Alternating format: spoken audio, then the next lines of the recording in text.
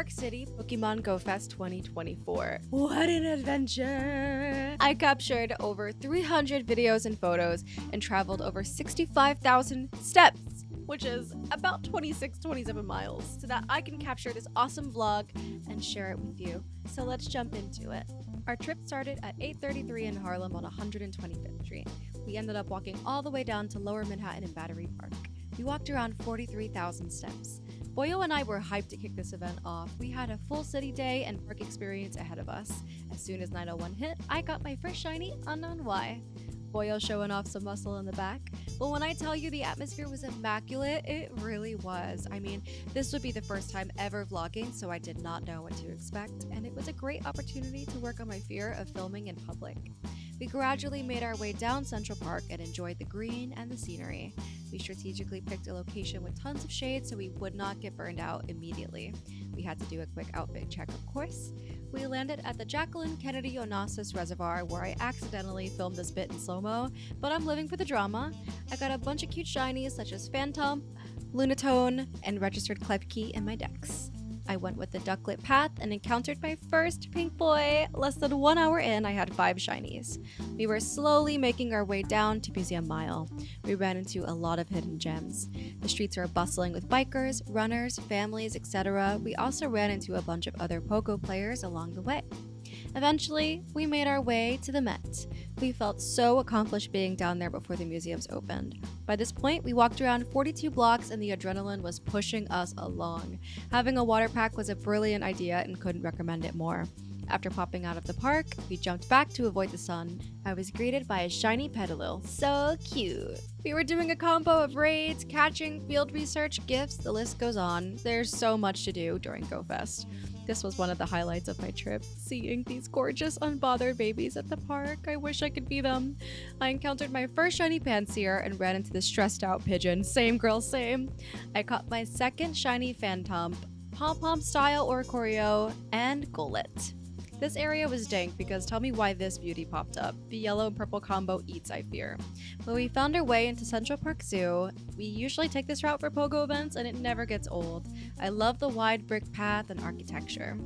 But all the shade can't last forever. We left the comfort of the park and made our way into the sun down 5th Avenue towards Rockefeller Plaza. This area is notoriously touristy, so it's not my favorite, but I do admire the seasonal decor. Also can't forget about this badass cathedral. The one thing that keeps bringing me back is the Nintendo store. That is the only reason I'm usually in the area. But before we take a look, I needed to pull myself together. I was tapped into the Matrix, eyes glued to my screen. I could not go in looking all fucked up. But here we are, and it was packed. You already know that I ran to the Pokemon Center to take inventory.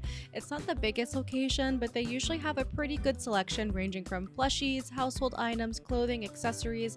They have it all. It's so hard to leave empty-handed, but I had to control myself since this was only the beginning of the event, and I had to continue covering distance. But it doesn't hurt to look, of course. I was obsessed with the extra fluffy baby plushies. I mean, look at them. Also, on the ground floor, they were celebrating Luigi's Mansion 2, so I had to grab a pic. It was approaching noon, and I needed a caffeine break. We stopped by Cha Cha Matcha, which is one of my favorite matcha spots in the city. It definitely hit the spot. One location I was particularly excited for was Bryant Park. A lot of Pogo players meet up here, so the festive vibes were going strong. Plus, the views are so good. I caught Panseer number 2 and couldn't help but grab another outfit check. I was really trying to get over my fear of filming in public. I think it's safe to say I'm over it now.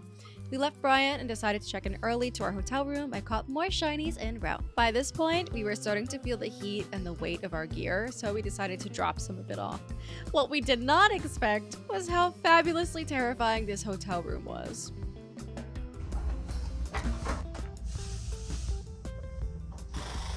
Room tour! We were staying at the Moxie Hotel in Chelsea. So when you walk in the room, got a full-sized mirror. Cute. We have this little get ready area, like a little faucet, wash your face, some cups and stuff, mirror, some towels, and then we have a shower, which actually is adorable. It comes with hair and body wash, conditioner, and then on this side we have a cursed toilet. A little bit of lights in here, there we go. So we have some light We can take a wander in the toilet. This freaking room, like, holy shit. So it's very tiny, but it does the job. So there's some outlets over here. This beautiful, like, camp vibe backdrop. And then this is the view from back here. I can't believe it.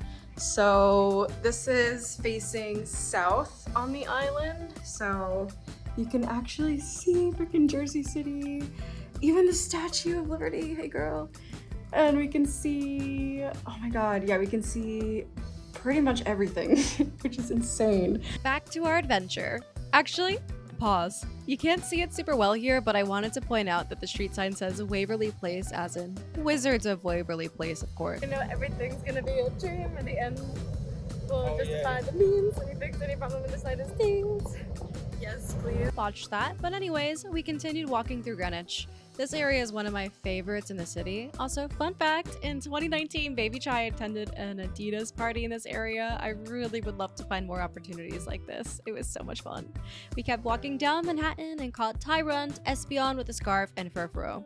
While hatching an egg, I almost busted ass in this cursed mud pile. Definitely did not embarrass myself here.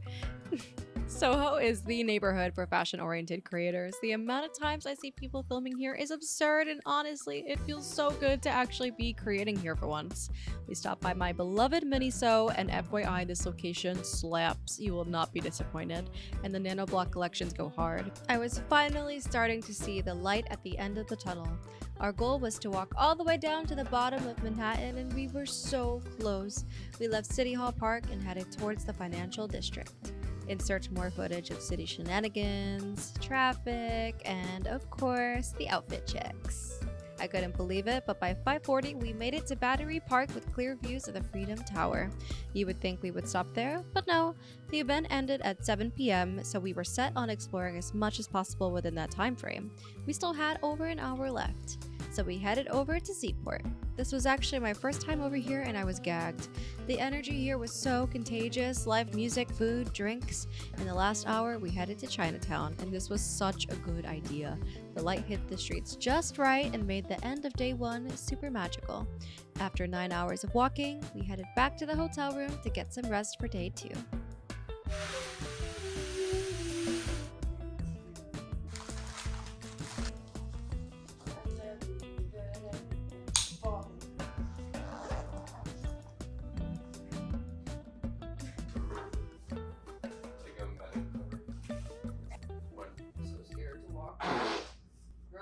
Why are you violating my video? I'm putting that in the video, you asshole. You can't stop me. Take that.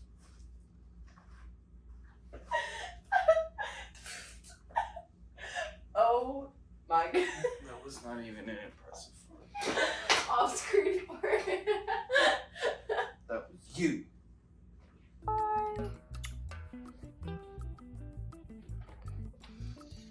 And we were out the door by 6:30 a.m. to catch the ferry to Randall's Island for the park gameplay.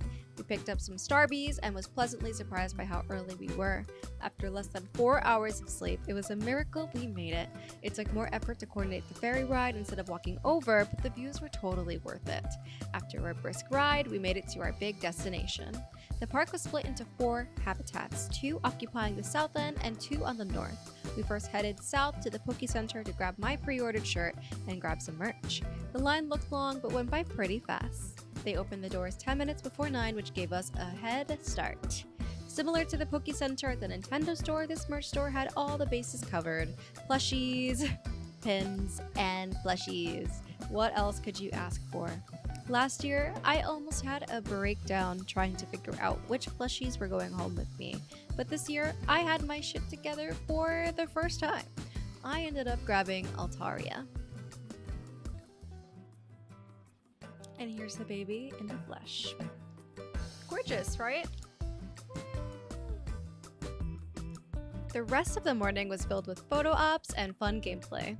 The south of the island included the brilliant skies and ghostly woods habitats. Some kids were trying to eat the fog, which was a sight, but anyways, my favorite habitats were on the north side of the island, which was a little bit of a walk to get to, but after 5 to 10 minutes, we arrived to the north end where we grabbed some Team Instinct fans and checked out the other habitats. Poolside Cabana had the cutest installation in my opinion. I was enthralled with the Pikachu on this floaty. I was living my best life out here. I stopped by the artist meet and greet because why not show some love to the artists working on the game. The final area we passed by was the Rugged Quarry, which had this cool walkthrough installation. It was short and sweet, but also super hot, so we didn't spend much time in here. I did love this area though because it low-key matched my outfit. And before we knew it, 1 p.m. was around the corner, so we started to head back to the south side to do some last-minute raids. I was so jazzed about this guy since it took 15 plus raids to catch a shiny. At 1 p.m. sharp, the park gameplay was shut down, and we headed back to Manhattan to finish up the rest of the event. We managed to secure the first ferry back and grabbed a seat. We felt so lucky. Before we knew it, we arrived back where we started, ready to grab more shinies. We jumped into more raids and walked through Grand Central.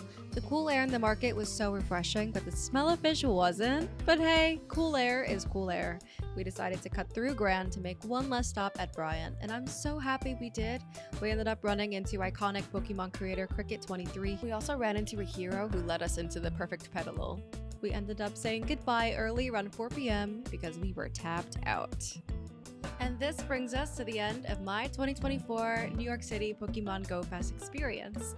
I think we knocked it out of the park. I had one goal and it was to make it more fabulous than the year before. So, cheers to us.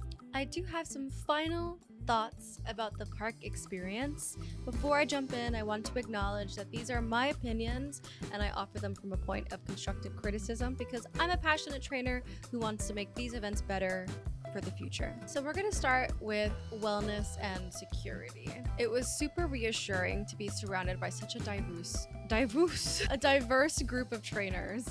I'm talking families, young folks, older folks, larger groups, couples, etc. It was a relief to walk through the park and generally feel safe. Especially having a city pass the day before where you are walking through the general public, so you don't really have control of what goes down out there. That being said, there are no official checkpoints on Randall's Island for security. Let that marinate just for a second, but I will say they did have NYPD patrolling the park. This was my third Pokemon Go event, and I have noticed this at the previous events. I attended Hoenn Tour in Vegas in 2023, and also Pokemon Go Fest in 2023 in New York City. As for the wellness side of things, they had a decent amount of vendors on the island, which is pretty cool. The north and the south had vendors that you can purchase food and beverage from, so that's great. That being said, it was blistering hot on the island, and I didn't see many areas that were designated for cooling off, shade, mist, or many hydration stations. So they had more power banks, 10, than hydration stations, 2. One on the north, one on the south. And this was the same format for the 2023 New York City Go Fest. Yeah, they had some benches near the food areas that you could sit on, and they had umbrellas. They also had the team lounge tents, which were huge and awesome. I loved those guys, but often they were crowded with people playing trivia or trading Pokemon, so it's not really somewhere you want to be when you are in the middle of a heat stroke. If you're going to have an event on an island that's pretty isolated from the city, to have more shade or more options for people to recover and recharge. So we did plan to attend the park in the morning, and this was done intentionally to avoid the extreme heat. And I highly suggest bringing an umbrella, your own water, and your own snacks so that you can, number one, save money, but also come prepared. Also, I think it would be super cute to tie in the theming of summer and water type Pokemon for like a designated misting area. Imagine Squirtle cooling you off or something through mist, and they did have a little bit of that going on. I'm talking about more of like bigger misting area. So similar to the Rugged Quarry where you can walk through the interior, they should have had something like that but with mist. I think that would have been super cute. I think that would have been the perfect solution. We'll get more into that with the decor side. Okay, so let's talk about the staging on the island. So overall, I enjoyed my time. The Pokemon music, it always gets you in the zone. It's super loud, but also like you kind of need that to keep the energy going, so I'm into it. And the inflatable Pokemon that are scattered through the island are super cute, and I love the scaling of them. They're adorable. There could have been more overall effort and detail that could have went into bringing these habitats to life. So the island itself is massive, yet installations within each habitat were pretty small. 2023 for New York City Go Fest, they had sculptural platforms, so I'll insert it here. They had these gorgeous sculptural platforms that you can stand on. A lot of detail, a lot of artistry went into them. It was even a smaller scale, but the quality of the installation was so high. Something that was a little bit confusing to me was seeing the Brilliant Skies and Ghostly Woods habitat. I just wasn't sold on it as much. I was just a little bit confused at what was going on. I loved the gigantic rainbow, but other than that, there wasn't much to tie in Pokemon to the habitat. Same thing for the Ghostly Woods, I believe. They had some cobwebs and a fog machine, and that was it. If you let me in as a non-Pokemon fan and was like, where are you?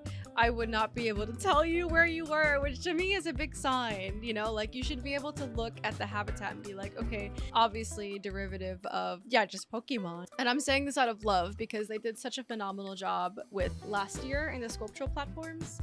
I just didn't know what was going on. Let me know if you agree with that, or if anybody else attended and you were like, yeah, I don't know.